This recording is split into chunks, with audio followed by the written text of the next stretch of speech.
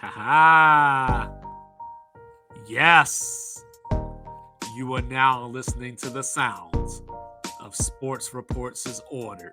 Your College football is heading towards week 8.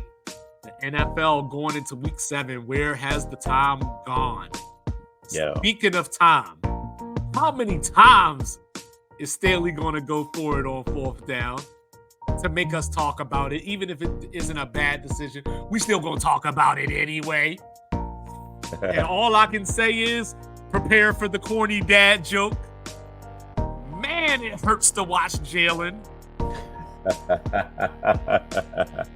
So, I got Mr. Logical with me.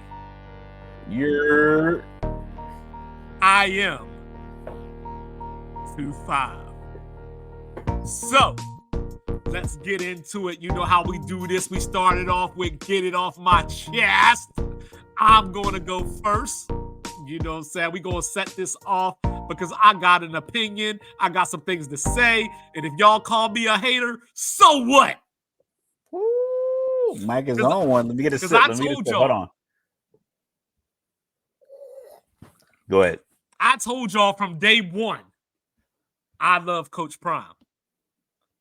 I told y'all from day one that y'all was going to turn this man into Obama or Trump, where if you just say his name, you know, you're going to get all the feelings. It's going to be love over here, hate over here, nothing in the middle. 2-5 is the middle because I love Deion. But I'm going to tell you how I feel.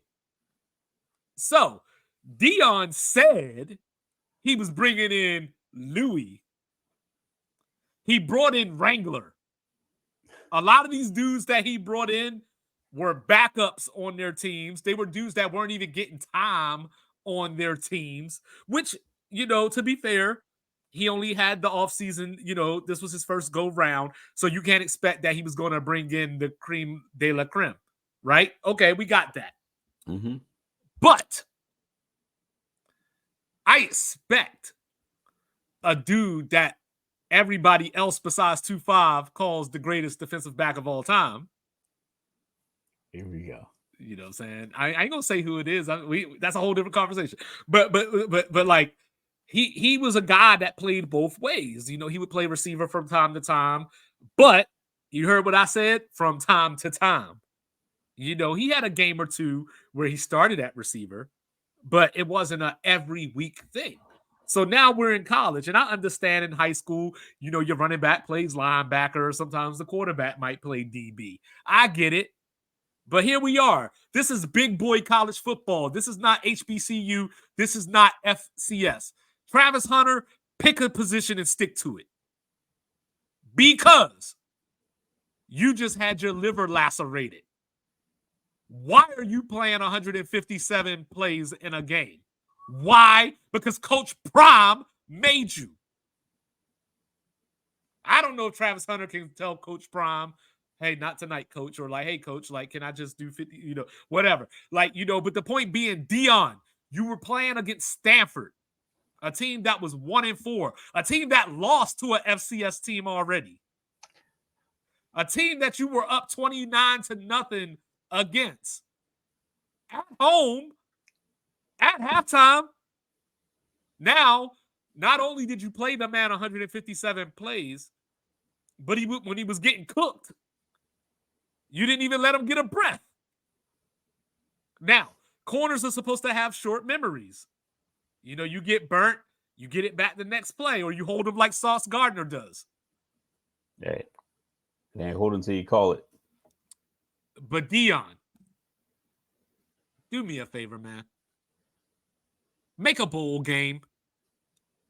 You know, all the hype, all the people, you know, all the attention, all the media, all the screaming, all the haters. Just make a bowl game. But more importantly than that, value Travis Hunter. Black Lives Matter.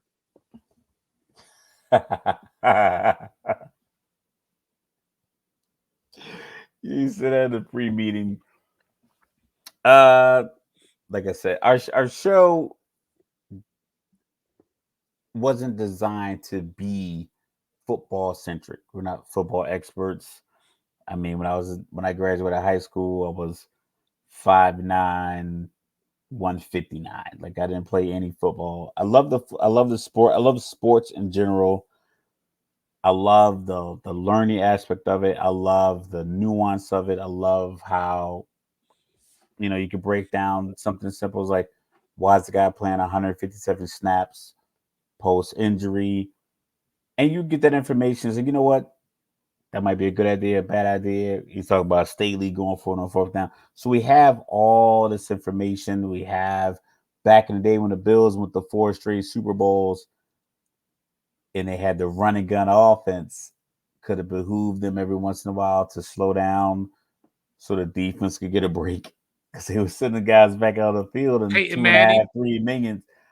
Peyton Manning, but Peyton Manning figured out in the is now the RCA Dome. I can't remember what it was called I think before. it's Lucas Oil now, right? It's Lucas Oil. I think it was RCA Dome back in the day. Now it's Lucas Oil Yeah, yeah, Field. yeah, yeah, yeah, yeah, yeah.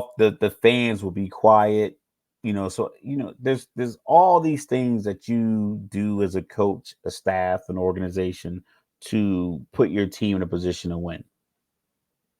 My issue is that my team and other teams, but mainly my team is the topic I might get off my chest is that I've never been hired as a defensive coordinator.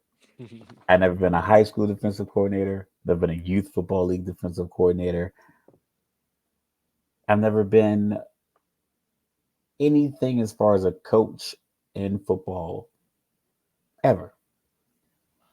But for like the last 6 or 7 years as a Falcons fan, I've been kind of like watching post the 28-3 is like, let me pay closer attention to this. And what I'm determined is that the people that they hire have no idea what they're doing in crunch time. Arthur Smith, listen, I always say I don't want someone to have to lose their job because as a military member, we used to move. And as a military brat, I used to move and I remember having to pack up in October to go to a foreign country, not necessarily foreign because I was going to a military base, but I was leaving my house here in the States to go to live in Germany. I get that it's breaking up the friend dynamic and the emotional dynamic of your family. But as a coach, I don't want you to get fired if I think you're doing a good job. But Arthur Smith, you're not doing a good job, man. You're simply not doing a good job. I talked about this, how Chicago Bears sliced up and diced up the Commanders secondary from the first play of the game. And I said it last week. You can go back and check the tape. I said, paraphrasing here, if he checks the tape of the Washington Chicago game and he simply just puts his best wide receiver in a position that where the Washington secondary has to make a play on the ball, more likely your our best player, our best wide receiver, the 6'4", 220 pound Drake London, or 6'4.5" Mac Hollins, or 6'5" Cal Pitts, or 6'2.5" Cordero Patterson. The size of these guys, they're bigger than every defensive back on Washington's team. But yet he just kept making these terrible runs. He never threw the ball deep. And I'm sitting there thinking I graduated from frustration to like articulation of the problem because I went to like the day before I was at my son's high school game. And what I came up with something I kind of came up with on the spot is like coaches sometimes coach with the fear. They don't call this play because of fear of how it's going to be perceived. They don't call this play because of fear that it could go wrong. They don't put this person in because it is the fear that they could fumble the ball, whatever the case may be.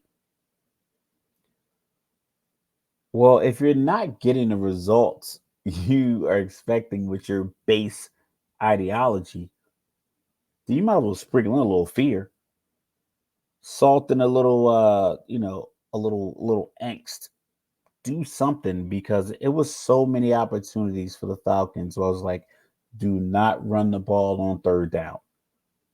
I am a dude. I'm driving my car and I'm looking down at the offensive formation. And I'm like, they're going to run it to the right.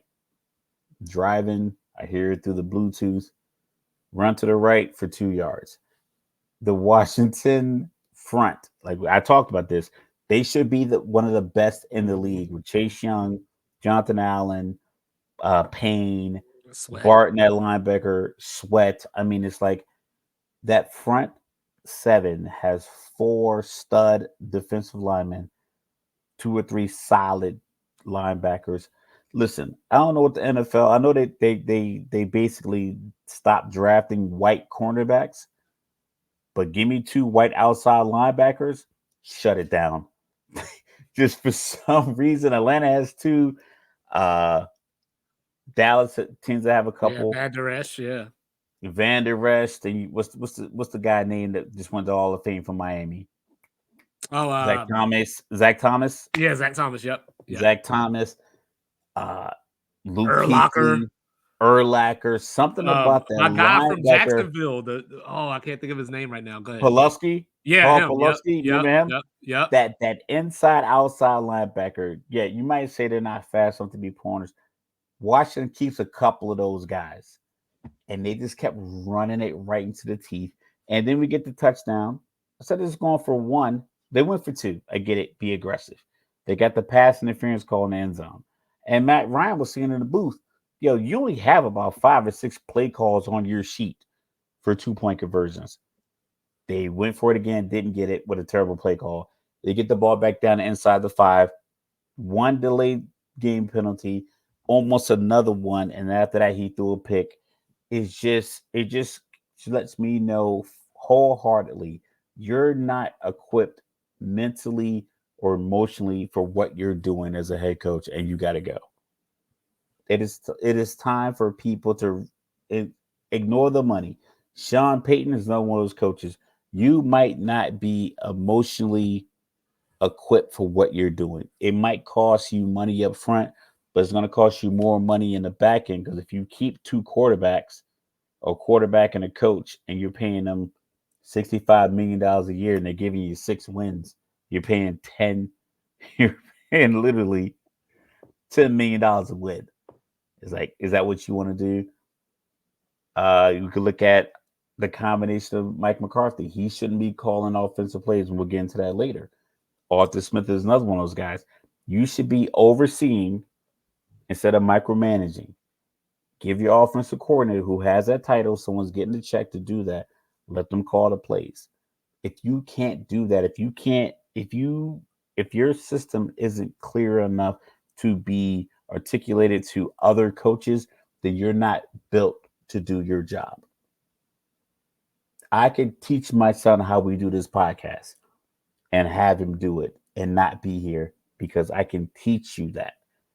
If it's to the point where it's like my information isn't clear enough for you to articulate that, then it's like that's a problem for me.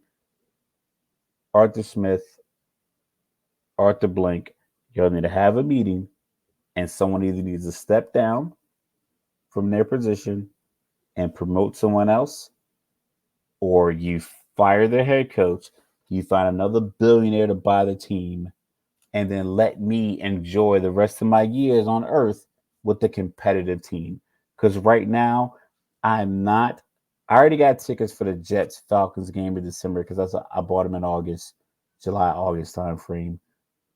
But they came here to play the Giants a couple years ago, and I'm like, I'm not giving my money up for what you guys been putting on the field for the last couple of years. I was a little optimistic this year. I'm already upset. I already bought the tickets. But if I can sell them for a profit, I will. Because I'm not going to go to a game when I got people on the sideline. Because I'm going to be on the sideline, on the visitor sideline. I will tell you, hey, man, when they ran cover 3, you should have done this. I'll say it out loud. You can come in the audience and try to get at me, but you can catch these knuckles too. But yeah, you should go either resign before then or figure it out. Whatever's easiest. But man, I was screaming. My daughter had an iPad in the car and she was focused. She was watching Bluey. Matter of fact, Bluey, a great cartoon. If you are a parent, don't have your kids watch anything else. Bluey is the cartoon to watch. It Hey, is all yeah. about positivity. They are Hmm. always it's like it's a mom, dad, and two daughters. I think they're like dingle dogs. And all scared. Bingo. Yeah. Bingo and Bluey, man, they have imaginary games. Yeah, we named our cat after that damn show. Yeah, it is the greatest show ever. And if my daughter wasn't watching that and I could hear that over what was happening on my phone, I would crash. I would have crashed into the Yo, mountains of Blippi's pretty Pennsylvania. positive too, you know. You know. Blippy, yo, she loves Blippy. She loves Blippy and Bluey. Blippy and Bluey. You My son, know. my youngest son loved Caillou, and he's a complete Oh monster. I yeah, love him I to love death, Caillou. but he Yeah. acts just like Caillou. And I like so hopefully my daughter takes on Bluey. But yeah, if it wasn't for Bluey, I don't know if I'd be here today. But All Arthur right. Swift, somebody's got to go. So yo, so keeping it there, B. John Robinson and Algier. I always forget his first name. Tyler. Tyler Tyler, yeah. Algier. Tyler Shout out to Algier. BYU. Yeah. Combined 26 rushes for 88 yards. It makes no sense. I don't understand it. Now, Desmond Ritter threw for 370 yards. 307 yards. So it was just like, okay, maybe they're letting them loose. But then when you look back at the decision making, it's like maybe it's time to play Heineke. I don't think like that's the thing. And I talked about this But it's before, but it's and Smith. It's not Ritter. It's Smith. it's not a we can talk about this. It's not always just bringing a backup. The problem is we have. I won't say Alex Smith was a starter. Patrick Mahomes was the backup that Mhm. whole year. They made the playoffs, and then Smith went on to Washington. Mahomes took over, but the Heineke Ritter piece is that Ritter was a guy they drafted a couple off seasons ago. He played sparingly last year. He's going to play this year. You got to figure out if you have a quarterback. People say it's the most difficult position to play in sports. I wouldn't consider it the most difficult position, but what I will give it the moniker I would give it is the most. I won't say the most important position to get right, but it's definitely the position you don't want to get wrong for too long. Mhm. Because having a guard that starts over a better guard on the bench can impact you.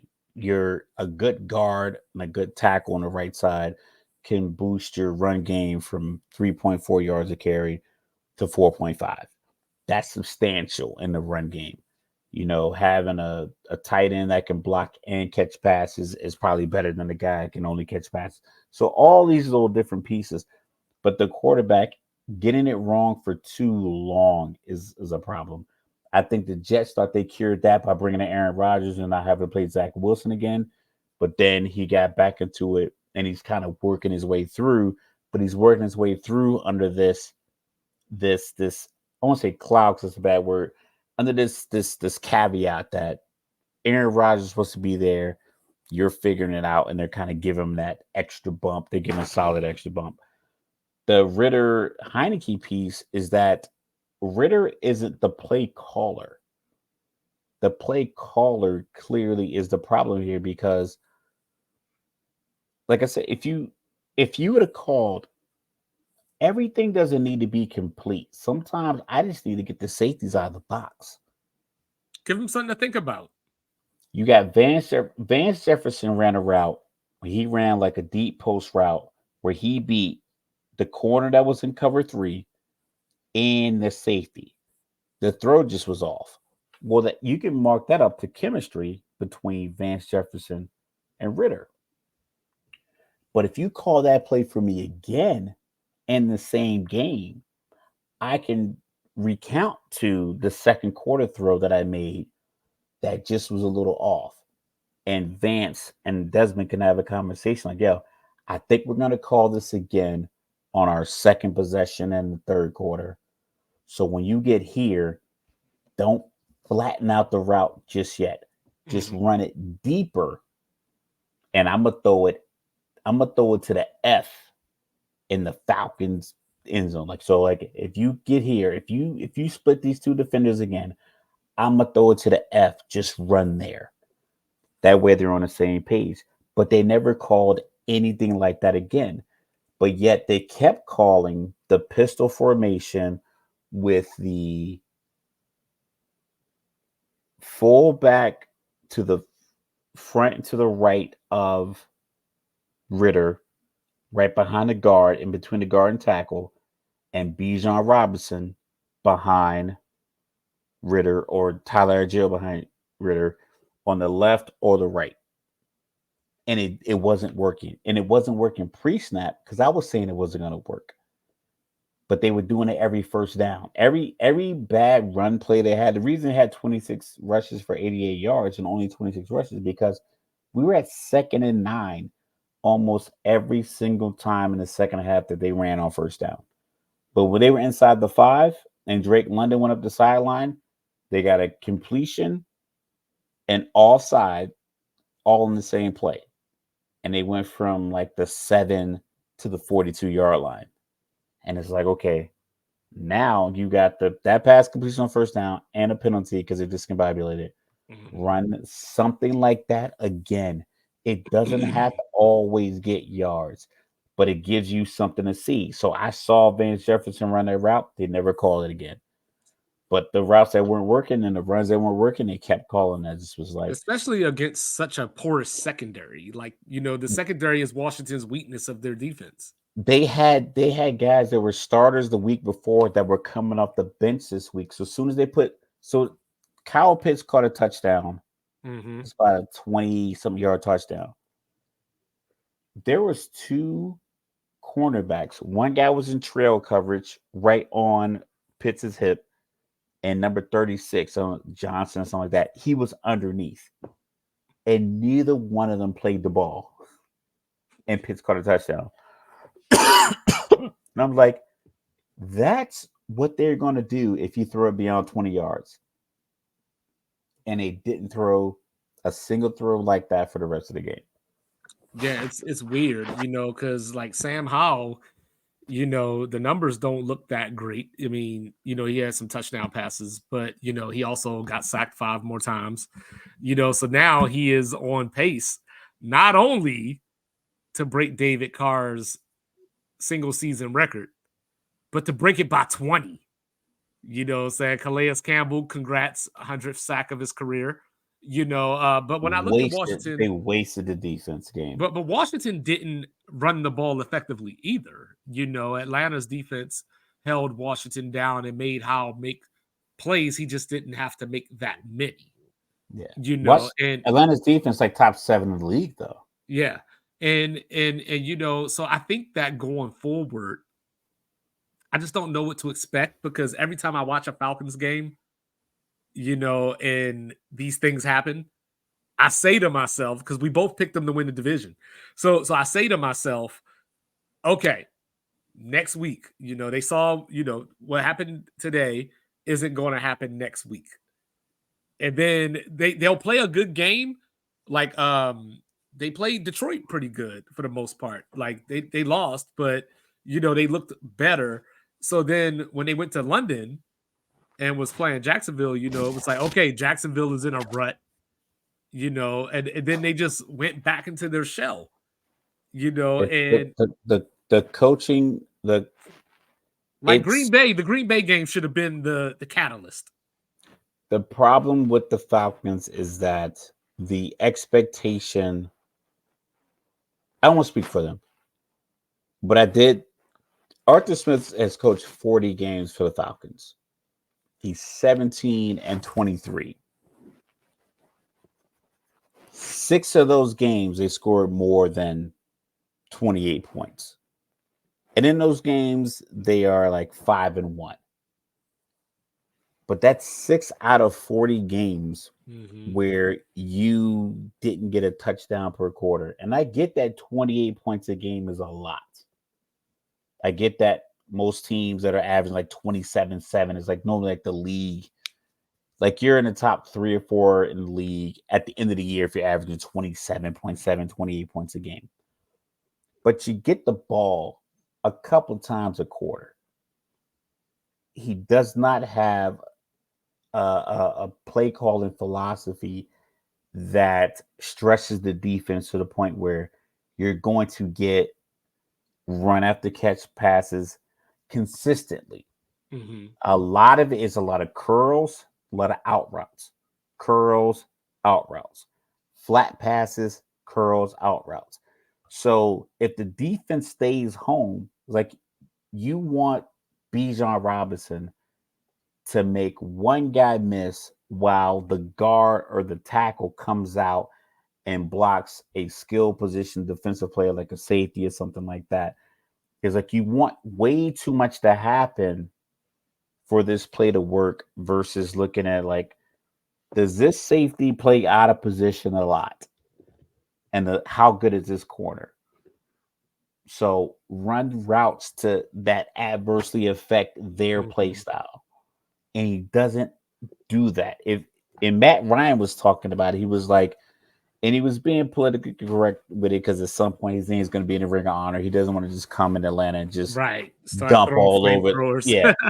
But what he was saying, he was like, when Atlanta was down 24-10, he was like, Arthur Smith is going to stick to his game because Matt spent the year getting sacked every third down because on first down, it would get stuffed. And then on second down, it would be incomplete. So now on third down, it's 3rd and 10 or 3rd and 9 all season long. And it's like third and down, 3rd and 9, 3rd and 8, 37, 3rd and 10. What they say the phrase is defensive ends pin their ears back because they Mm-hmm. know you're not going to run anything up the middle. You're going to throw it.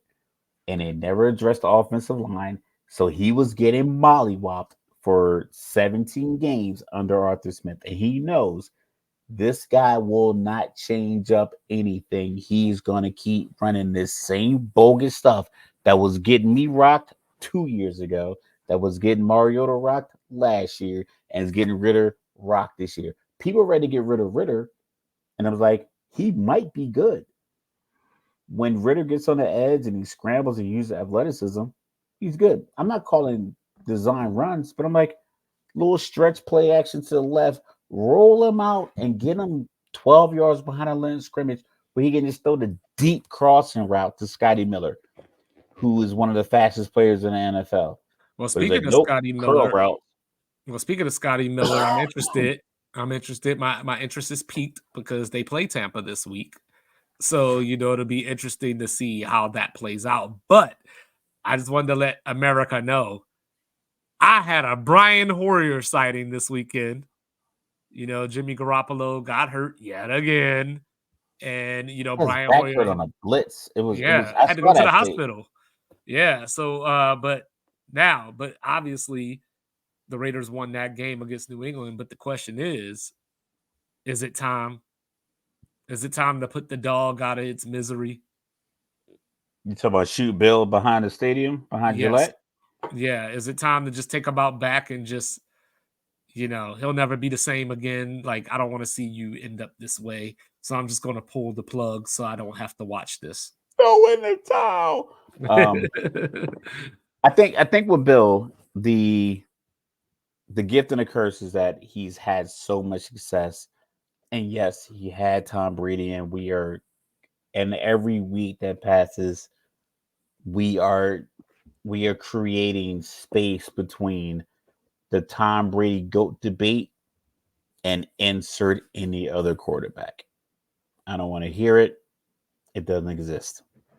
Not Aaron Rodgers, not Joe Montana, not Dan Marino, not Donovan McNabb, not Nick Foles, not Eli, Peyton, not Brian Hoyer, not Jimmy Garoppolo, not Joe Namath. It is Tom Brady all alone at the top of whatever crest you want to talk about, the mountain, top of the list. So I what you're mean, saying is Tom Brady is Everest.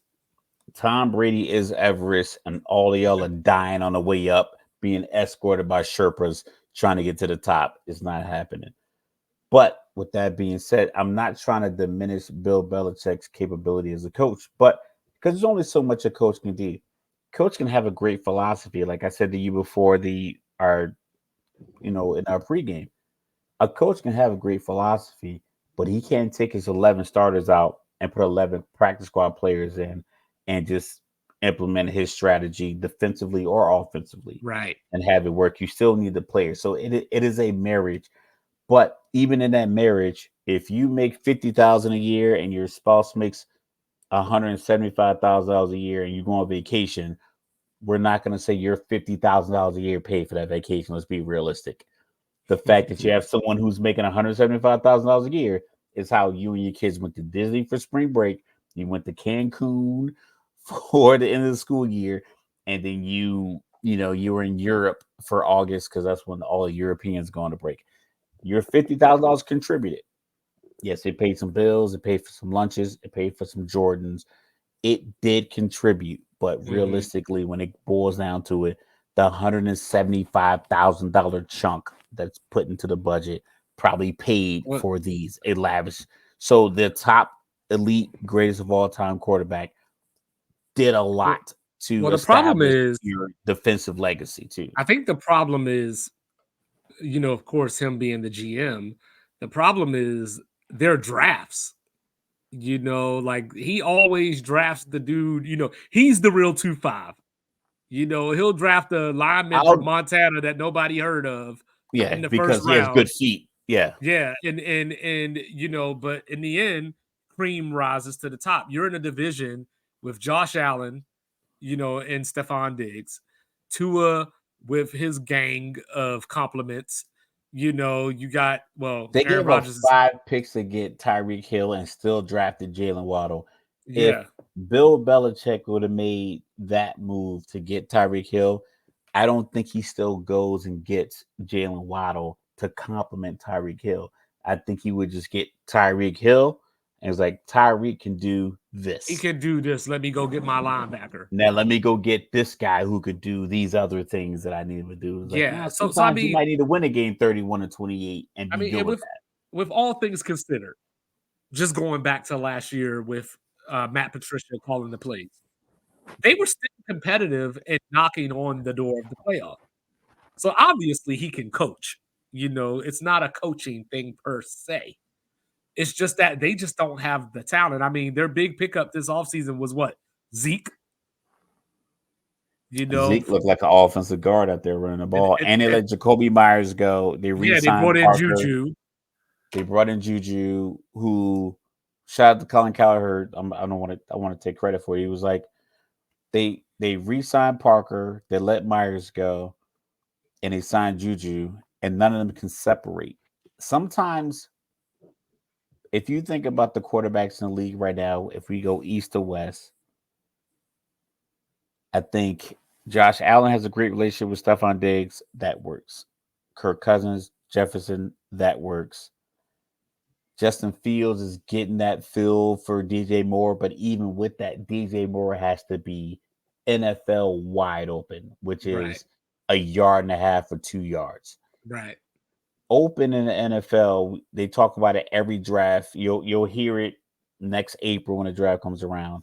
They're like, and open in the NFL is a half a yard to a yard. That's open. Wide open is a yard and a half to two.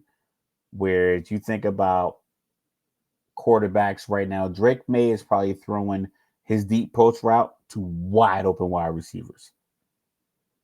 Caleb Williams is throwing his, like Sam Hartman threw that deep post route against USC, and that guy was like a yard and a half or 2 yards open. In college, that looks like a great throw because he's not wide open. It's like, oh my God, what a great throw where he saw it.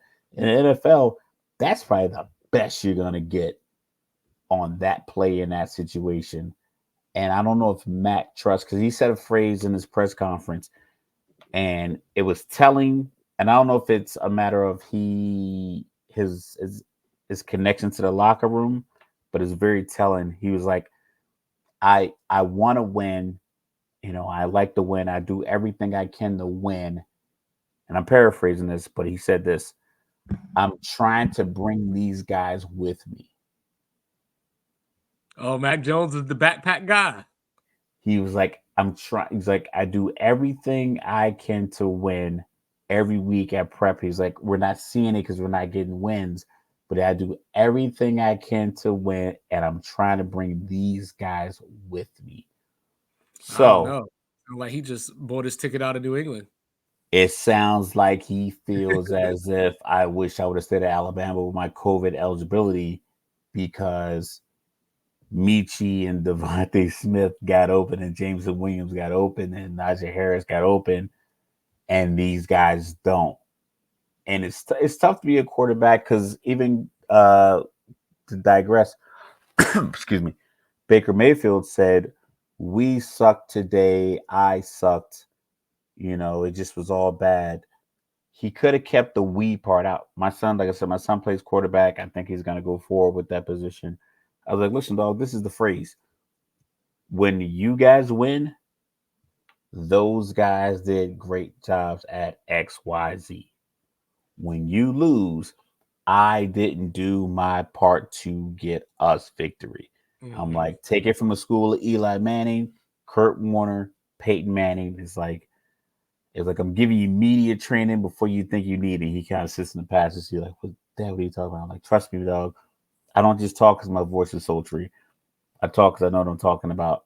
Well, yeah, that's the thing. Like I always say that about Brian Kelly. Like, when he loses, even when he was at Notre Dame before he got to LSU, they would lose games and he would say, the guys didn't execute, or, hey, like if our tight end would have, it's like, whoa, whoa, whoa, like We you called that I play. didn't put these guys in position to make the Right, best right. plays.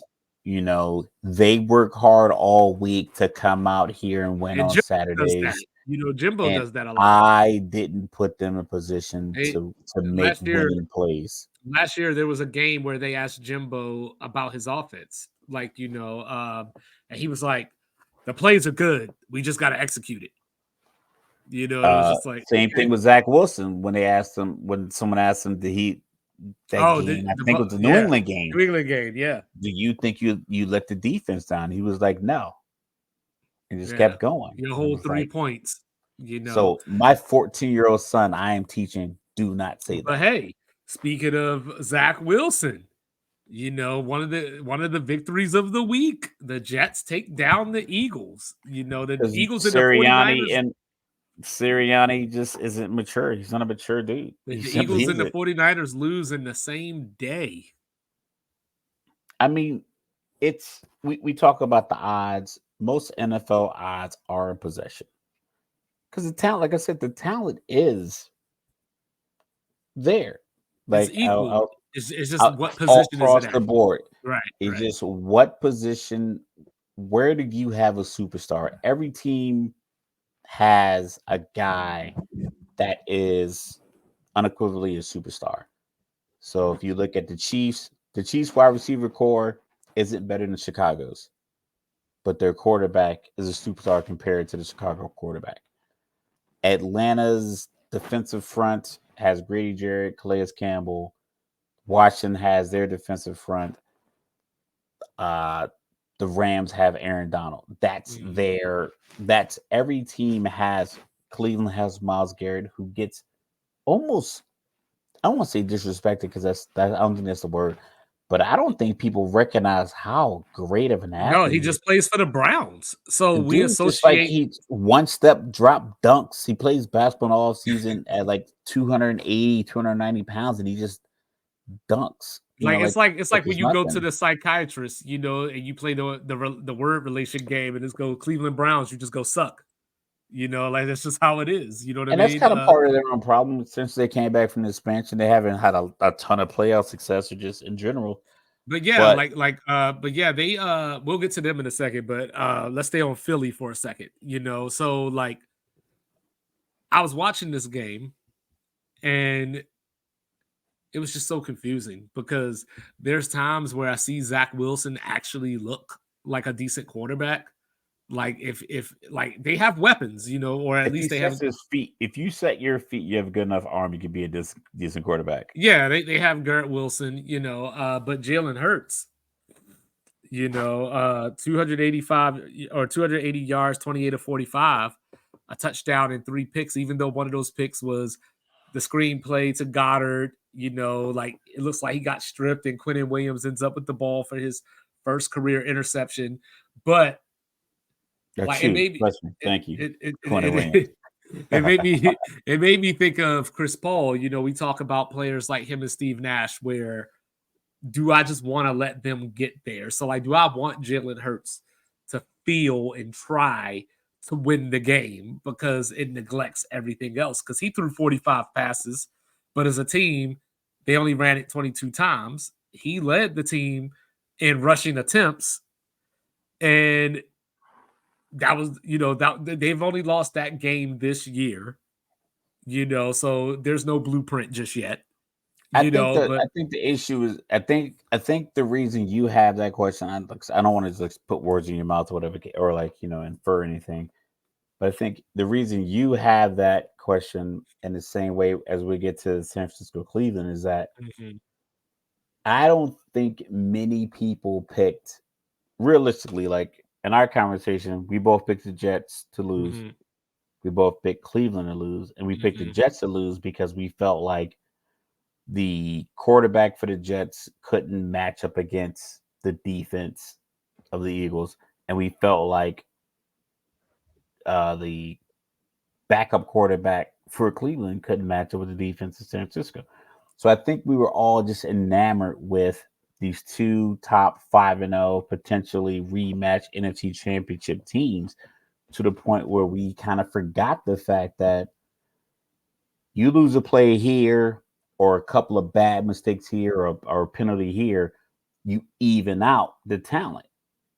So Brock Purdy throws an interception, even with all that talent on the field, it negates the McCaffrey, Debo Samuel, Trent Williams part because it's like our defense on Cleveland is so good that we're just trying to create. I You mean, throw a yeah, they pass. got 2 picks. Yeah, you throw a pass to Kittle and we pick it off.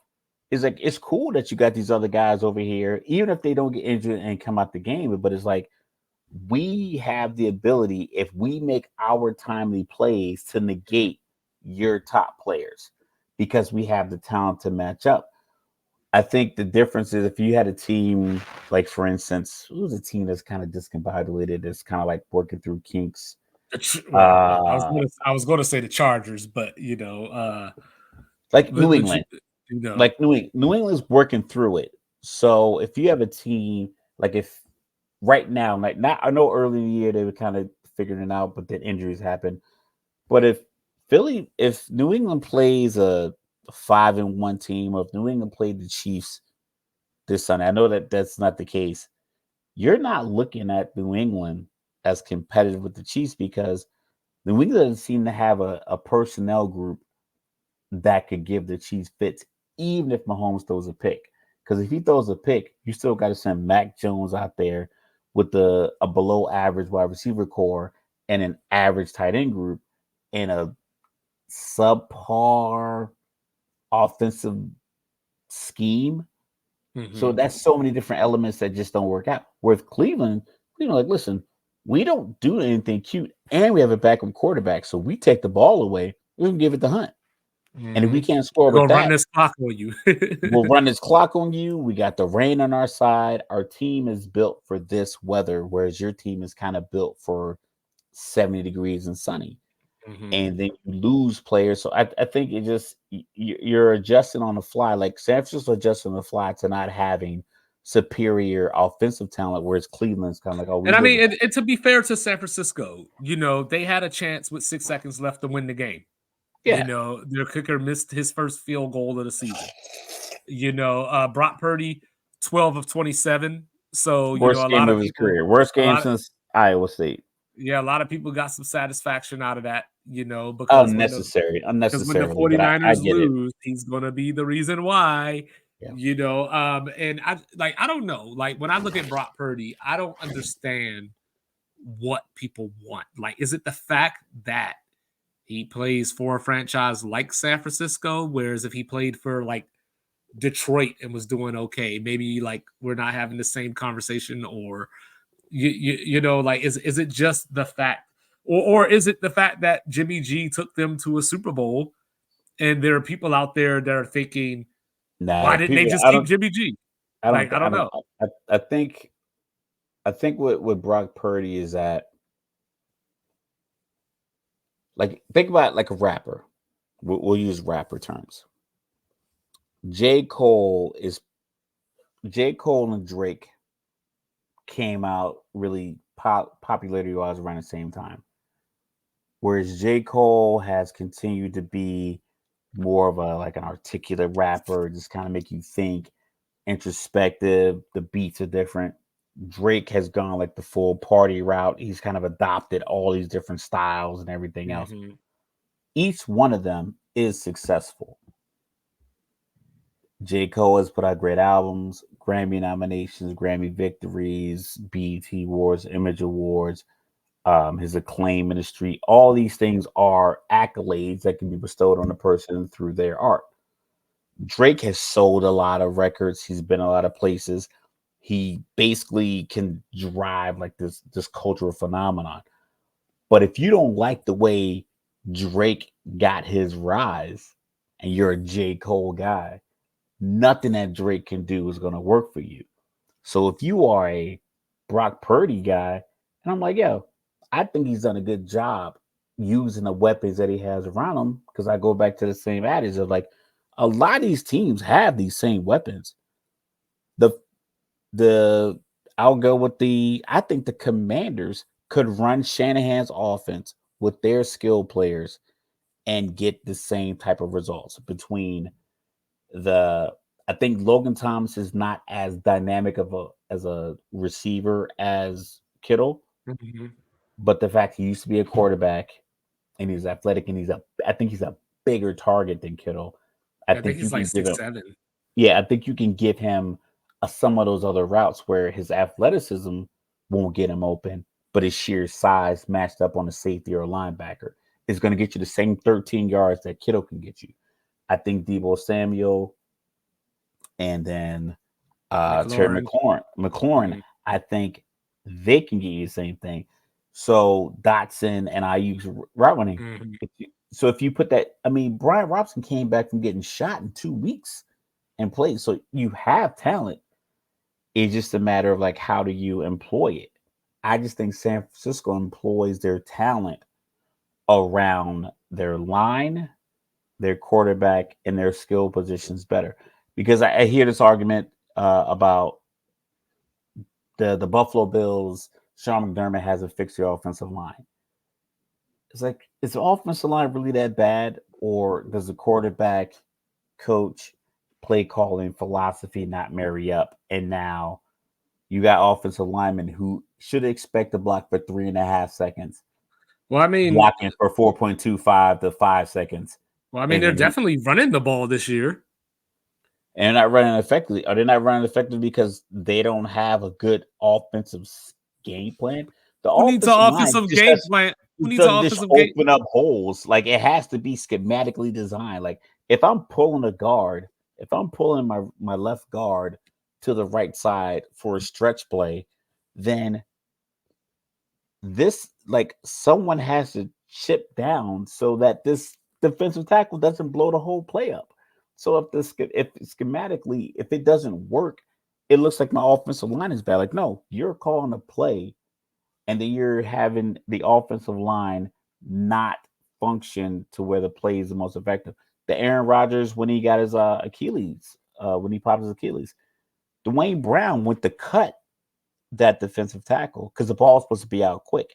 That's the play. Aaron doesn't get the ball out. Now he's scrambling for his life. If he just gets the ball, if the block is more effective and the play call it works out, and he gets the ball out, then they go on to the next play. But because he didn't do that, now he's scrambling for his life and his Achilles pop, and the So whole season has changed. who needs to So it's run not a matter. effectively? Who needs to run effectively when all you need is a ref to not call a hold in the end zone? Listen, you got 9 points. It's still a penalty, like regardless. If you I got get it. 3 points, you got Never 6 leaving points. in the hands of the ref. You know what I'm saying? It's still, like everybody's got a job to do. My job is to try to win the game. I put pressure on the defense to force a pass interference. It is your job to throw the Yeah. flag. Okay, they called the pass interference in the play before that. That wasn't. So you got that break. You like if they didn't call the pass interference to give you the play from the one, I'd be like, yeah, so, Waller so, got held. so what was that at the end of the half, though? The end of the half, that part I missed. Like I said, I was still on my way back. Yeah.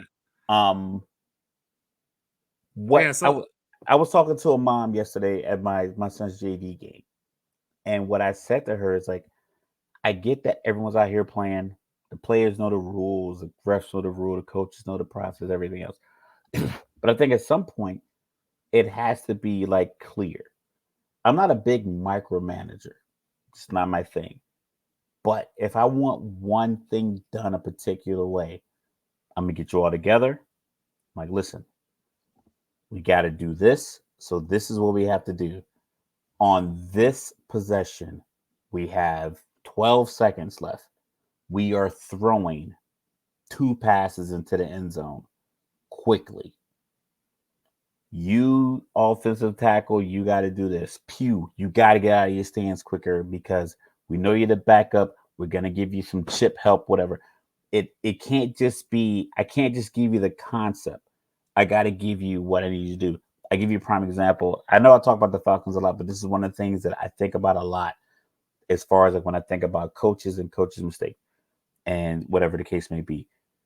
When the Falcons played the Patriots in Super Bowl, that 28-3 comeback, when the game was tied at 28 and they were punting the ball, Belichick, Edelman was back to receive the punt. And it was only going to be like maybe 12 seconds, maybe 14 seconds left in the game. So it was something along those lines. Belichick walked out, got his attention, and said, no matter what, just fair catch it. Because we don't have enough time to hope you can break one. Because mathematically, it's not likely. What's more likely is I throw a deep shot and get a pass interference. It's more likely than you returning a punt for a touchdown. So he walked out and was like, call it a fair catch. Sometimes coaches have to be that precise. Don't just give the concept. Just say, right now, under 10 seconds, I want 2 throws into the end zone. Don't scramble. This is the play call I want. This is the type of play calling I want. And if we can't get it, we'll kick a field goal. But if you just give them 2 plays and just hope they make the decision based off their base knowledge, then you can't chew them out because you didn't give that person what you need in that moment. Because, like I said, I get that giving people delegating tasks creates managers, delegating responsibility creates leaders. At some point, as a leader, you have to recognize like this is not one of those. This is not a teaching moment. This is me. This is a followership moment. Follow what I'm telling you, so we can be successful. And if you don't do that, then that's on you. And we'll see. Like especially like that was just shocking with the such a veteran quarterback. But you know it is what it is. So as we wrap this up, we get into some college football. Only so long, fake teas can pretend. Shout It's out, only Hov. so long. What did I say last week? I'm not trying to do the Barry Horowitz pat on the back thing, but I said that at some point, playing with fire is going to burn USC. The reason that I picked Notre Dame to win that game. Oh, by the way, how funny is it? I picked Louisville to beat Notre Dame. They do it. Then they come out and lose the Pitt by 17 the next week. Destroyed. But anyway, but Notre Dame, this was the first defense that USC played that was going to be able to generate, as I like to call it, I'm making something up here, the correct pressure. Like some teams get Ooh. pressure. Yeah. Ooh. I Yeah. like that. The So, correct pressure. I yeah. like that. Some teams try to find Trademark. they try to find the pressure. Like they'll bring an extra blitzer from the outside. They might bring a safety down, all these things to try to confuse the quarterback. So you got somebody like Caleb Williams who thrives on chaos. Like the more you throw at him, the better he's gonna be. He just reacts that way. That's why he Like, gets. are y'all hearing this? Listen, are y'all hearing this? That's Hire why. this man. This That's is why he how gets. Mike talks all the time. This is not a this. Listen, I'm giving him his flowers. Hire this man. I didn't know much about college football. I started watching this year. Hire Mike Wilson. UTSA, UTEP, whoever Rice called, like I'm telling you, Hit me he up, man. knows what he's Hit me talking up, about. man. We've had that's the our conversations offline are very more in depth. We try to keep the show kind of condensed. Mike talks about this all the time. Low key, I'm starting to just kind of agree with him and just pick the teams that he's picking. And every once in a while, I branch out. But what he's talking about, that correct pressure, the end of the game, granted, the game was out of hand, but the pressure that they were putting on Caleb Williams is like it felt as if they perfectly timed the inside pressure between in the A gaps between the center and the guard on each side of the guard, the center shoulders, and then they were doing stunts that were Mhm. going around. So they would push up that gap to make him want to do the Mahomes, like what Mahomes is kind of made famous. I'm not sure if many quarterbacks done it before, where you kind of do this big loop and you get your shoulder square around. But what he was doing with the big loop, he was looping right into these guys who were stunting, which was basically like a loop on their own. So like the Mhm. defense was looping as they were getting a push up front, and they would loop around. So when he was trying to drop into the pocket and look get his shoulders around, they were right there, especially in those known passing downs. So as I was watching the game, I was like, Mike is right again.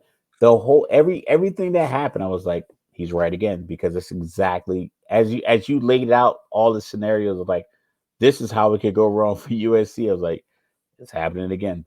Well, like the problem is that like this is why I'm always like upset about scheduling because there wasn't anybody that USC played that prepared them for this.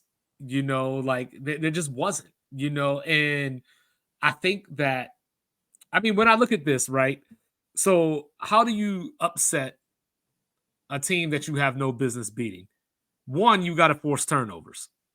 You know, Notre Dame forced 5 turnovers. Notre Dame scored 48 points. They ran 49 plays. Now, one of those, one of those was a 99-yard kickoff return, and one of those was a fumble return.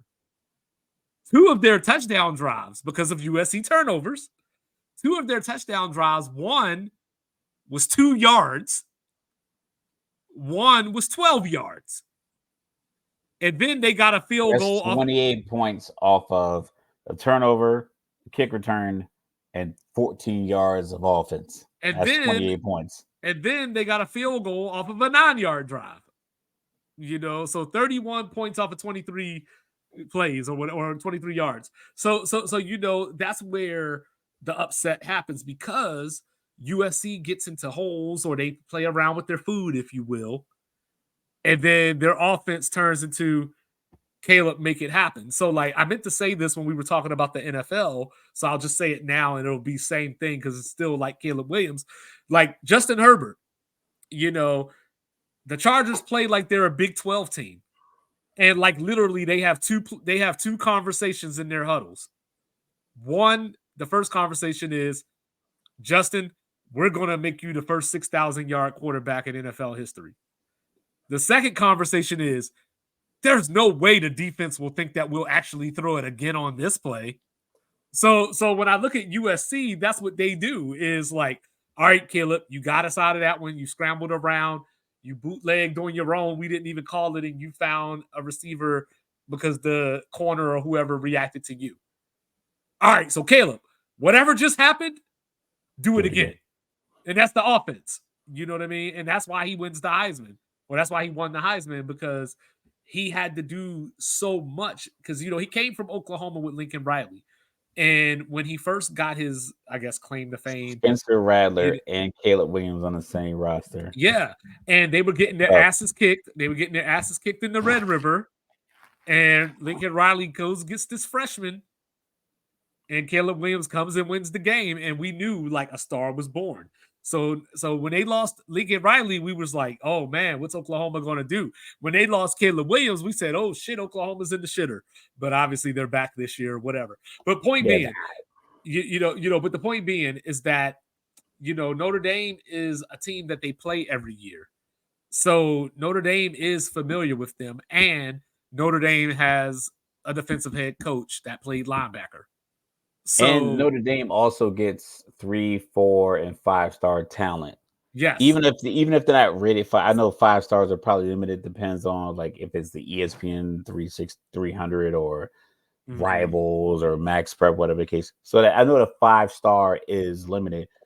But if you think about a 5-star, defensive end out of some school in Missouri versus a 5-star out of Ohio, I'm pretty sure their numbers are very similar. And Notre Dame is getting one of those kind of players, Right, right. so they're getting top players.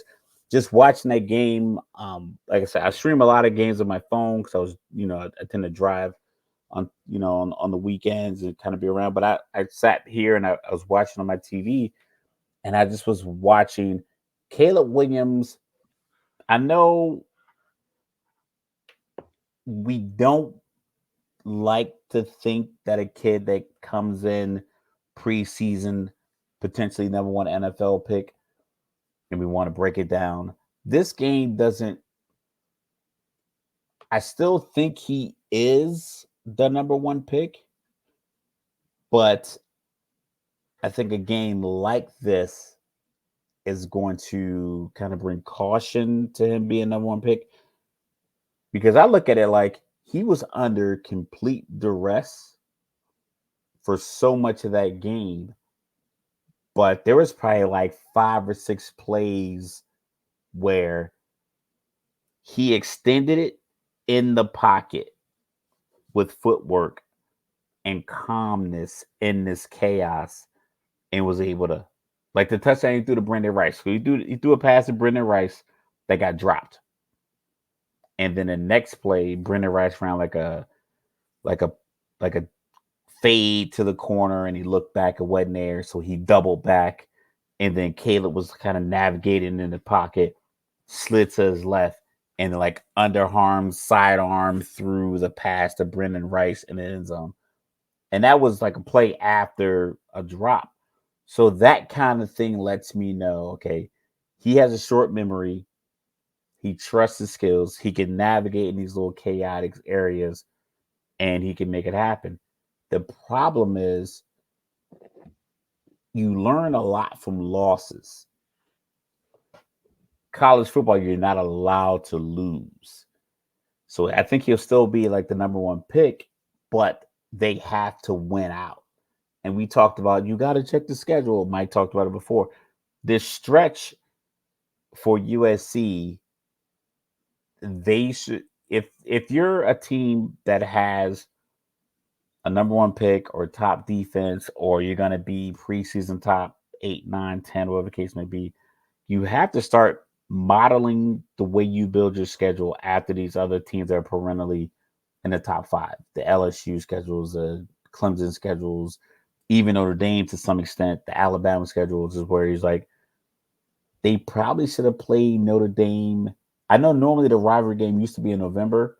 Well, see, this is the thing. Let me stop They you probably for a should have second. played them a little earlier if Let they me could stop you have. for a quick second. So the reason why that is because normally when Notre Dame goes to USC, they play them late in the season. Like, they play them usually either the next to last game before UCLA.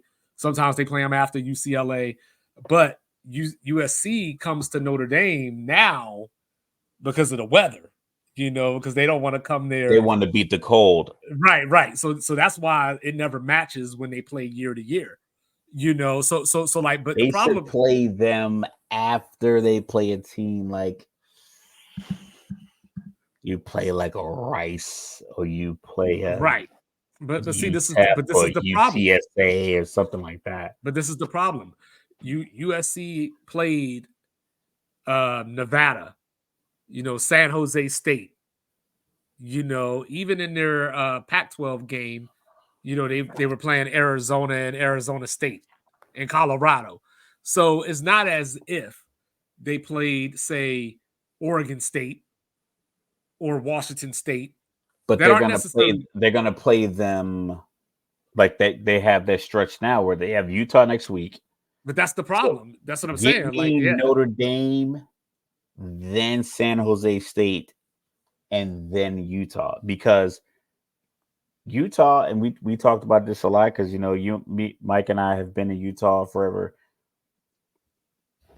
You could talk about the size of an NFL player, and I could throw out a number like 6'5", 275, and you think you know a person in your life that's you don't know a person in your life that's 6'5", 275 or 6'3", 305. It's And just if you do, you know that one. that one person. If you walked around from Salt Lake to Provo, you would see so many American Samoa and Polynesian just people walking around who fit that physical description, just that many. Straight up Rikishi. And then you put them on a football team. I'm talking about regular people you see at the mall. You see them taking a booyah out, doing a hyphy dance at the club. These are just regular people. Now imagine taking those same guys and you put them in a BYU, Utah, well-funded weightlifting conditioning program. That's what you have to contend with when you're dealing with Utah football teams. Even Utah State. Utah State plays a lot of teams tough because Logan is far if you're trying to travel from all over the country. But if you're traveling Utah, you'll make that hour and a half drive from wherever you're from to go watch your son play in Logan. You'll make that drive down to Provo if you're from Ogden and your kids playing in Provo. It seems crazy far if you look on the map. So what USC for some reason recruits a lot of California Polynesian players. A lot of guys with long hair coming out of their helmets. Mm-hmm. Utah recruits a lot of those players too. They're normally older. They don't leave school early because they're not 5 stars coming to college. They're normally 1 or 2, 3, maybe 0-star players coming into college. So they spend 2 or 3 years getting that 18-year-old body to mature to 21 years old by their senior year. And now that's your defensive seven. That's your front is like a couple of defensive linemen who are 6'3", 05, and some linebackers. We'll talk about this.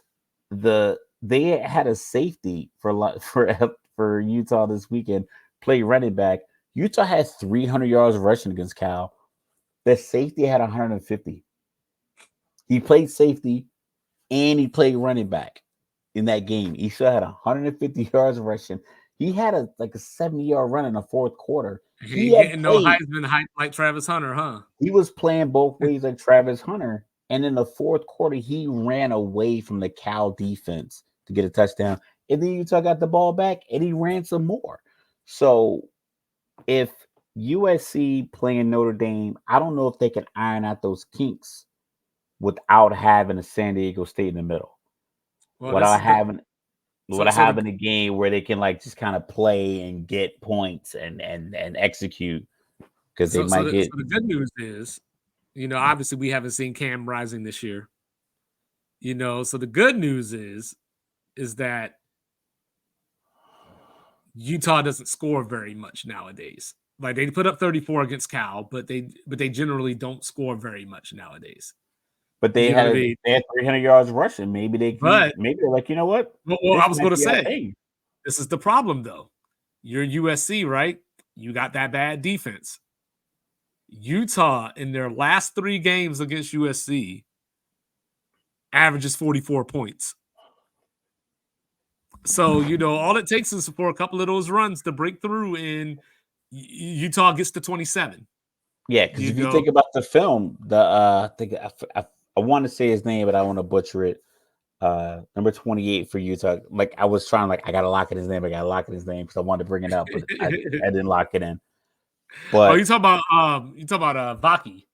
Vaki, Yeah, Vaki. Yeah. yeah. So I don't know how many handoffs he's taken this year, and I Mhm. don't know how much film USC has on him. But if they only have the Cal film, it's yeah, we gotta get him to the ground. Like that's all you know because he was averaging 10.5 yards a carry Well, and playing defense. Utah just has to be efficient. Like, you know what I mean? They just have to hold on to the ball, but score eventually. You know, like do that 3 times, you have at least 21 points. You know, if you They finish with they gotta touchdowns. they gotta treat it the way they treated Florida, like coming out, not necessarily the first play, but when that deep post route between the When two it's there, safeties you got to is take it. there, you Mhm. gotta You take it. gotta oh, how about this? You ready? You gotta hit them with the shock and awe. You know what I mean? Shocking That's what all. that's what it is. But you know, hey, I've made 2 declarations this week. 1, give Jared Goff the MVP. 2, go on and wrap up that Heisman for Michael Penix. Go on and do that, you know, I because mean, he has a classic game. It just Dan Lenny went Brandon Staley. But you know what? But I'm okay with it because that's what Dan Lanning does. Like he wasn't panicking. We're playing Washington. We have to do this, cheat the game, and get these. That's Dan Lanning. It just didn't work. You know, there yeah. were a couple that, you know, of course, same thing, right? They lost by 3, and he went for the touchdown before halftime instead of taking the 3 that was there. You know, but Before why? halftime, I say take. No, People I are know, I saying know, I know, like but I'm just talking Andrew about the Luck is hindsight. famously said, "You can't go broke taking a profit." I get it. Right. No, but I'm just talking about the hindsight. You know, it's Yeah. easy. They lost by 3. It's easy to say if you got that field goal at halftime, we be in over whatever. So both of Oregon's starting corners got injured. You know, so he went for it on 4th and 3. Unfortunately, it happened to be at Washington's 47. So they didn't get it, and it took Michael Penix 2 plays to win the game. But Oregon still got it down there and had a chance to tie it with a field goal to go to overtime. They just missed it. So, Yeah. you know, so for all intents and purposes, His play you calling matches personnel. this, It matches personality and his personnel. So like this, you can't this is fault it. this is why I will not criticize Dan Lanning, you know, because you don't want to do the box score thing, right? But I don't want to criticize this team that had 541 total yards. They had 34 minutes of time of possession, and they had 34, 32 26. first downs. You know what? They just got beat. It had nothing to do with the decision to go for this 4th down or that 4th down. Yeah, some like the players make plays, and Yeah, we talk about it all the time. It's like it's this this balance of, is it coaches, is it coaching, is it right. schematics, is it players, and sometimes it is a gumbo of each, and sometimes it's just the gumbo doesn't win the contest. Like Mhm. you can put it all together and it can taste great, and you put it out there and you put your little number on it, and people get a bowl and they taste it. And it's like this gumbo just happened to be better than yours. Right. The problem comes in is like when you put too much salt in yours because you didn't follow the recipe that you should have Mhm. followed, because you butchered it, because you weren't prepared, you didn't Right. give yourself enough time to stew it up, and you showed up late. that that's clear when you get your ass whooped. It's like, okay, you were not prepared. But if you Yeah. lose a one possession game that's back and forth against a team that is, when it's a pick 'em at every position, it's a pick 'em at offensive line, it's a pick 'em at defense, it's a pick 'em at your wide receiver core, it's a pick 'em at your running back core, then you just lose the game. But if you are like even the Notre Dame USC game, Notre Dame had 2 losses, USC didn't have any, but Notre Dame's loss to Ohio State, who was the top 3 team in the country, was on the last plays of the game, and they only had 10 plays on the field, and they pretty much they had their stranglehold on that game the whole time. It's just that Ohio State made the plays to get the ball back for their offense. It wasn't a matter of like these guys. It wasn't like a 48-44 shootout. It was Mhm. 17-14, something like that. So And then when they it, lost to it, it just Louisville, it was coming off of 3 back, or that was their 3rd primetime game in a row, 2nd one on the road. yeah. So I mean, it happens to where sometimes another team just happens to win. You didn't oversalt the gumbo Right. Yeah, by maybe going with these decisions. if USC had played Oregon and Washington, they would have had 2 losses too, probably. Like it just Yeah, benefits teams of the are good. schedule. Teams are Benefits of the good. Like schedule. you have recruiting, you have money, you have the popularity.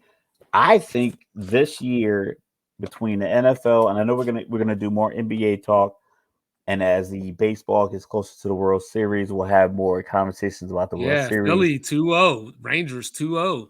And now hockey is back. We'll start branching on our conversation. Ovechkin is coming for you, Gretzky. I heard a crazy stat. I don't know if I said this in the pre. If we took away all of Gretz, shout out to Josh Wagner real quick in our sports groups, Real Sports Talk 365. If you took all of Gretzky's goals away, he still would be number one all time in NHL in points. And I did the math. He'd still be up by like 68 points. If you took all of his Ridiculous. goals, and you just went with assists, he still would be Ridiculous. number one. Ridiculous. That's how good of a great of a player he is. That's how dominant he was. But like I said, we'll branch out our conversations more and more and more. But as Mhm. far as the NFL, I think the NFL 6 games in, if you realistically polled 10 people who are real NFL fans, not people who just are homers for their team, and you said, hey man, give me your Super Bowl matchup. You had 10 people. Like, I know people probably wouldn't pick Detroit because historically they don't really fare well in the Mhm. playoffs. But if someone told you Detroit, Miami, it would it wouldn't blow your mind. But someone was like, "Oh, I got the rematch with Kansas City and Philly." Like, I think you could rock Rematch with for that. Kansas City and San Francisco. You got the rematch with Kansas City and San Francisco. You have I don't know how many people are on the Buffalo bandwagon. Not to say bandwagon, but I don't know how many people believe in Buffalo because they Mhm. do have some flaws here and there. But Miami is Buffalo real. The Buffalo Jets got can the Buff Jets average 18 points a week and win games 18-14? well, Buffalo got hit with a bunch of injuries. Tre'Davious White out for the year. Milano was in the air cast. So that hurts them as well going forward. So yeah, but even National in championship game. Who's your yeah, final? Who's your four? Who's your four? hey, Not just my four is still alive. By the way, what I'm saying, like my four is still alive. A lot of yeah. people, Your you know, four, like realistically, your four as a fan could be Ohio State, Alabama, Georgia, Washington. well, That's I'm a getting real combination. well, I'm But getting nervous you can because get Oklahoma might crash the party. you can get realistically based off of because Oregon already has their loss to Washington. Maybe Washington slips up here in the Or maybe next they play year. again in the Pac-12 title game. Maybe they play again. But you can get Oregon, Oklahoma, Texas still out Georgia. there. Texas has one loss. It Yeah. just because Texas plays Oklahoma in the Big 12 championship, and that's Oklahoma's first loss. Alabama slips up and they lose the Iron Bowl and they're out of it. So it's just a lot of different combinations, and I think fans we clamor for the new different because everyone's trying to say, oh, it's scripted, oh, it's rigged. They only want the good teams to win. Detroit and Miami in the Super Bowl, I Martin Scorsese couldn't write that script It would be the best Super Bowl ever.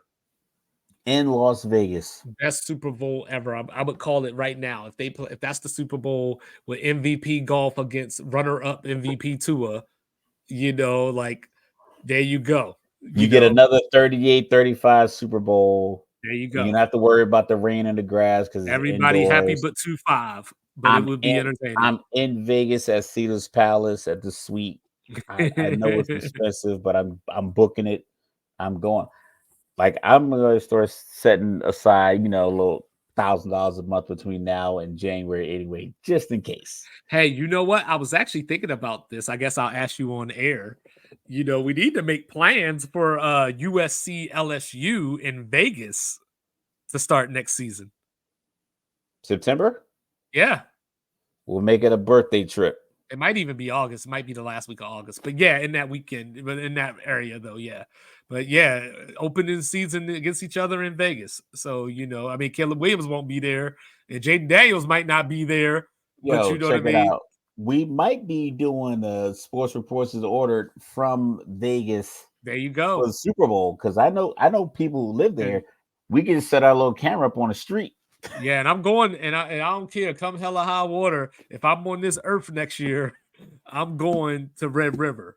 But before we get out of here though, saying I'm gonna go rapid fire real quick. I'm gonna run down my little college football isms from the week. You chime in as you see fit, and I'm then we'll hearing it. call it, I'm and then we'll listening. call it a day. Okay. So, I was talking all the stuff about Purdue's record against Ohio State when that didn't matter. Beat him like a video game. That ain't matter. How about Michigan? Gave up a touchdown to Indiana to start the game. Everybody said, "What's going on here?" And then Michigan scored 52 straight. They still have not had a defensive goal to goal situation yet this season. No one has had a first and goal against Michigan this season. That's 7 games in. Yes. Iowa, for those of you tracking the numbers out there, we are 7 games in. He's They fired.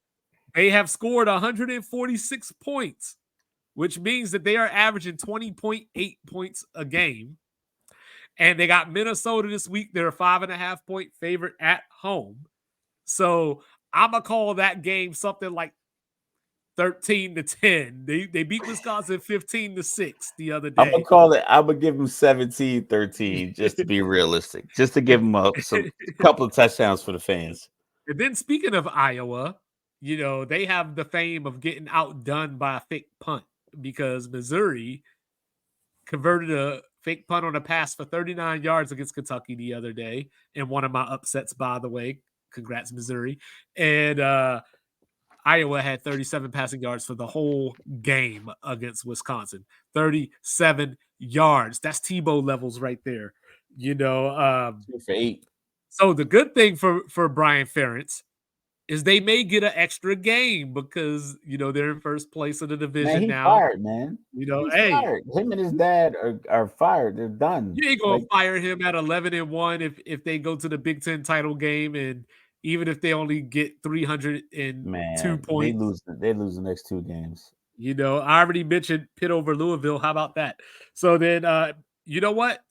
Maybe Arizona is good.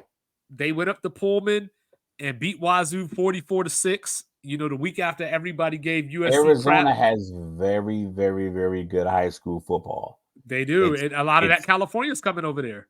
a lot of California kids end up in the University of Arizona, but Arizona in and of itself has very No, that's what good I'm college saying. Like football. people are Yeah. moving from California to Arizona. And this is something I had a friend that grew up in Southern California. We were talking about this when he was in the Air Force. Shout out to Rob the Mexican.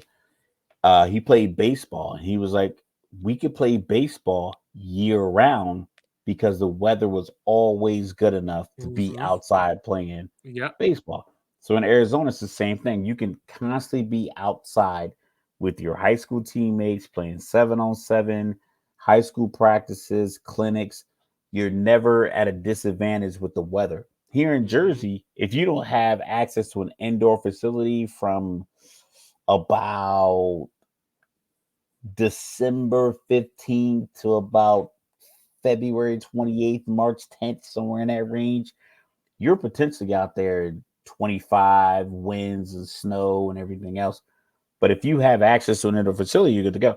But if you live in Arizona, your You're just facility, outside. you're just outside. Same thing Yeah. with Texas, California, Florida. That's why they always seem to have, because they can get that extra practice. And even if you're not in an organized team event, if like, my son and 4 of his friends want to play quarterback for different schools, we can get them all out on the field if I live somewhere where it's warm. But I don't have access to an indoor facility where they're going to let 6 people run routes. Whereas in Arizona, you can go to Mhm. whatever field and run routes all year long. So that's a big advantage that people have, like geographically.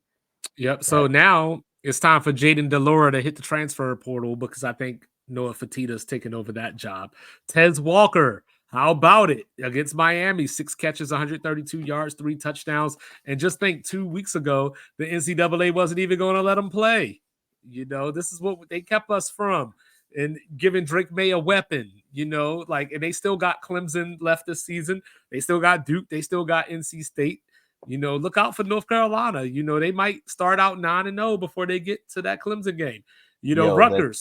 the top five. Sorry to cut you off. The top 5 NFL draft pick situation, trade, whatever. It's gonna be crazy. Yep. Teams are gonna be giving up a lot Yeah. to get to They're gonna give up more than 3 or 4. they're gonna give up more than what Carolina gave up. They're gonna give up more than what Washington gave up to get RG3. There you go. It's gonna be like one of those Mike Ditka situations where they just shut down the draft, because it's gonna be some teams that really make some crazy moves. But yeah, we got Rutgers. 1 win away from bowl eligibility. I think they got Ohio State this week, right? At They home. got Indiana this week, so Okay. they might just get it. And speaking of Ohio State, Mr. Rutley, this is the week. Penn State comes to Columbus.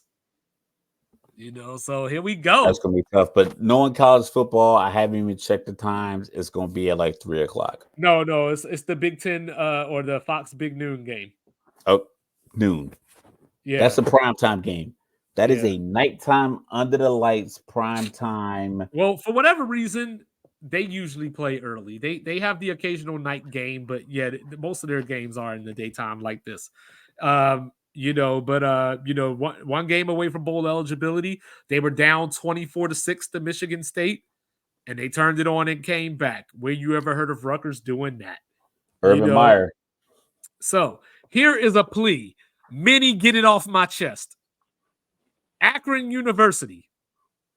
I done saw LeBron James give people scholarships, for doing well, all that kind of stuff. Akron kids and Akron youth and Cleveland youth setting it. Why ain't y'all hit up Why y'all ain't hit up LeBron for some NIL? Why is Akron still terrible at football after all these years? That's my get it off my chest. Like, I was playing NCAA 14 and I started a dynasty with Akron, and I started with Akron. Yeah, and I made up a fake storyline. I made up a fake storyline where I was like, "Yo, we gonna get LeBron to donate to our program." Like, it was just all my imagination, and then I was just like, "Yo, why does real life not work like my mind?" So, Utah got all the players driving little Dodge Rams. Brock Bowers. I know the nuance is a little different because it's like somebody's paying for something. Yeah, I'm talking about the players. Like somebody's cutting a check somewhere. I think they're all getting leased, but I think it might be one of those things where it's like, if you come get approved, we'll give you the lease. I think it's one of those, like, come and we'll get you squared away. I don't think it's like a matter of like, oh, you're on a team, here's your truck. Right. Yeah, it sounds good in the article, but like I said, I tell people all the time, like, listen, I don't believe a lot of history now. I think a lot of it is just fabricated, because I've seen stuff in HD right now that people argue. I'm like, okay, if you give me these stories from some general's journal, then I'm like, okay, I'm gonna look at it with an air of skepticism. So yeah, but yeah, the NIL for Akron, the I Promise School. Yeah, LeBron, hook up the hometown, man. He's too busy going to Ohio State games where all the money is. He's already a Nike dude. Brock Bowers, unfortunately, is about to have ankle surgery if he hasn't had it already. It's the same surgery Tua had, so Tua only missed 3 weeks. Yeah, he will. Tua only missed 3 weeks, but this is the problem. Keep your eye on Georgia, because I'm looking at the schedule. Because they're off this week. They got the cocktail party next week against Florida. That's a win. They got Missouri at home. They got Ole Miss. and then the big one in Knoxville. So can he get back for the game in Tennessee? So keep your eye on Georgia. Rumors of Oklahoma State's demise were greatly exaggerated now that they done beat both Kansas schools. Shout out. Everybody gave Michigan hell for their out-of-conference schedule. Shout out to UNLV being 5-1, including a win over Vanderbilt. And then for my final note, before I break down something else real quick, how about off we go into the wild blue yonder? Air Force is in the top 25, Flying ladies and high gentlemen. into the sun. So here we go. So hold Here on. we So here we go. This go. is it. Sorry. I This is get hype. It's in my I blood. know. This is your pop quiz for the week. Here we go. This So we can do this every week. So Air Force finished in the top 25 in 2019. They weren't ranked, and then they finished in the top 25. Like they won the bowl game and got ranked in the final top 25. When was the last time Air Force was ranked in the top 25 during the regular season? Give me a time frame. No. Okay, it's since we've been alive. How about that? Okay, all right. That helps. Because I was like, okay. I'm trying to think. I know and Western Kentucky done lost to Jacksonville State. Damn you, Rich Rod. 1997. 2010. Okay. 2010. I just figured it was a while ago because we went to the game. We went to the game in 2013. Yeah. And I left at halftime, and we were drinking beer. Oh yeah, there's no parking lot for the football stadium at the Air Force Academy. It's grass. It might be now. I don't know. Like they're doing some remodeling. It seemed like it was a big deal because what was it? When we were deployed. So we were deployed in 2012, 2013. I remember seeing an AFN commercial. AFN is Armed Forces Network. For people who don't know, look up the commercials on YouTube. They're great. It's the greatest series of commercials ever because when you're overseas, there's no advertisement, so they play like commercials about getting the will, stop smoking, DUIs, DUIs, and you get all the UFC and all that for free. You get all UFC and everything for free. All the football. You get like 3 or 4 football games on. But I remember one of the commercials was talking about the Air Force Academy, saying how it was the largest Air Force base by land because like they count the mountains and everything associated with the academy as a base. Right. And I think the parking lot being just this grass field was part of like the allure of the mountainous, and they probably didn't cover it. But it will give you a headache. Like if your allergies are on the fence, don't go to Colorado.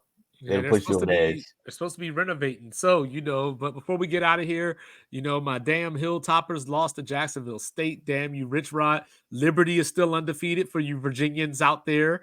Western Virginia. My cousins graduated from there. They got master's degrees. They have a great master's degree program at Liberty. For all you Virginians, Thursday night, tune in. James Madison at Marshall. But yeah, so real quick, just before we get out of here, this is what we got this weekend. We got Air Force and Navy. Commanders. Prime time. We got Duke. Coming down to Tallahassee. We'll see if they bring their quarterback with them. We got Utah at USC. We got Penn State at Ohio State. You got Dylan Gabriel playing against his former team, UCF. We got Rutgers going for bowl eligibility against Indiana. We got the third Saturday in October, Tennessee coming into Tuscaloosa. Fresh off that win last year, it's hard to beat Nick Saban twice. Even though they had a false start on the kick that they didn't call her. False start on the kicker. You can check the video. Shout out to Nick Saban. We got Texas going to Houston, playing them for the first time since 2002. They've only played 3 times since the SWC broke up. We got Ole Miss at Auburn. Hugh Freeze against his former team. Army, I'm going to just pray for y'all as y'all go into Baton Rouge. I don't know how that game got to be a Saturday night game, but, We got Clemson. Army, LSU. Yeah, we got Clemson. We got Clemson going down to Miami. You know what I'm saying? And then to top it off, we got Colorado beater Stanford playing host to UCLA and Dante Moore, who can't stop throwing the ball to the other team. Even though he's very talented, make sure you hear me, YouTube. He is very talented. You know what I'm saying? But yeah, so we got a big slate. And then, just while we're on it, you know what I'm saying? And then looking at our NFL schedule, not so much. Not so much. We got Giants, Commanders, Atlanta, Tampa. We got Baltimore, Detroit. That has some good possibilities. That's right. That could be a Super Bowl matchup if Baltimore can figure out how to score 27 points with touchdowns or not. We got the Chargers going to Arrowhead. Like I mentioned earlier, the Chiefs have won the last 3 games against the Chargers by an average of 6 points. We got Sunday night. A real game this time? I mean, let's not front. The Giants-Buffalo game turned out to be a real game. But storyline. We got Tua against Jalen Hurts. Is Nick Saban going to be in the building sitting next to Roger Goodell? You know what I'm saying? I don't know. Is McCorkle going to be there? And then we got Monday Night Football. It's not the best game when you think about records and everything like that. But we got San Francisco traveling up to the Twin Cities. So Kirk Cousins against San Francisco's defense. I can live with that on a Monday night.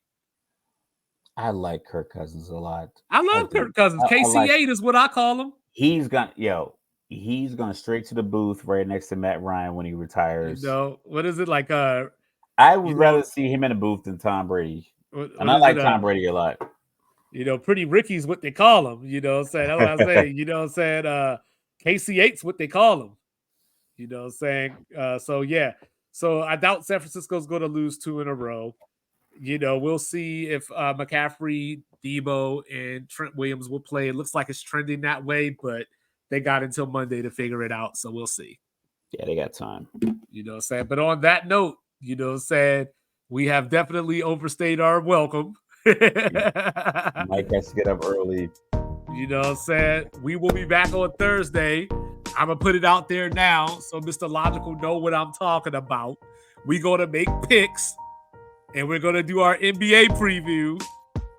You know what I'm saying? So, for those of you that want a little bit more than football, it's here. Y'all going to be shocked when I announce my Phoenix record. Well, you didn't already said it like 4 times. Nah, I'm going to say it like with conviction, with my chest. Okay. So there you go, folks.